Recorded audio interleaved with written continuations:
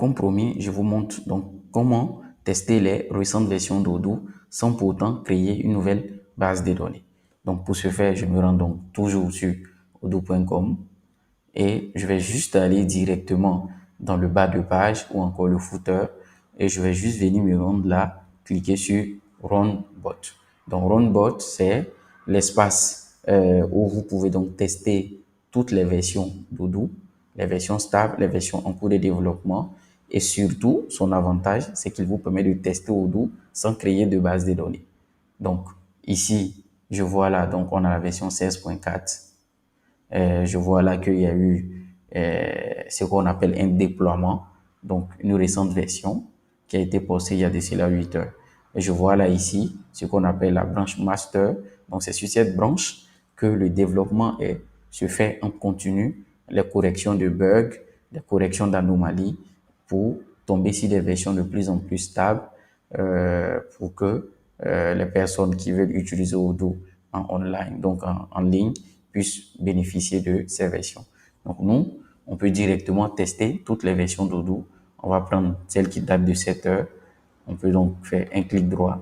On ouvre cette version et je peux aussi faire un clic droit sur l'icône en face pour lancer la seconde instance. Pourquoi je fais ça? Simplement parce que la première est une version community et la seconde est une version enterprise. Au cours de, si vous vous souvenez, la vidéo que nous avons vue ensemble, où je vous ai présenté l'interface d'Odoo Community et Odoo Enterprise, ces interfaces étaient basées donc sur Odoo Runbot, qui est une solution rapide qui nous permet donc de tester Odoo. Et pour y accéder, donc ici je fais juste se connecter et je mets le mot de passe admin.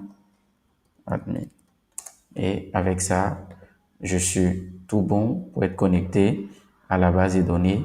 Et ici, l'avantage, c'est que toutes les applications sont installées. Il me suffit simplement de mettre donc ces accès et de commencer à tester Odoo. Donc, si je suis sur Odoo Community et que je veux tester les fonctionnalités en cours, je peux commencer donc à le faire en me rendant sur Odoo Runbot, en testant donc il y a des communications autour des fonctionnalités de ce qui est rajouté, ce qui est fait en plus. Et bien sûr, ces communications sont faites sur les comptes sociaux de d'Odoo, ce qui donc serait intéressant pour nous. Donc de suivre peut-être la page LinkedIn, la page Twitter et consorts. Pour la version Enterprise, on procède de la même manière en tapant admin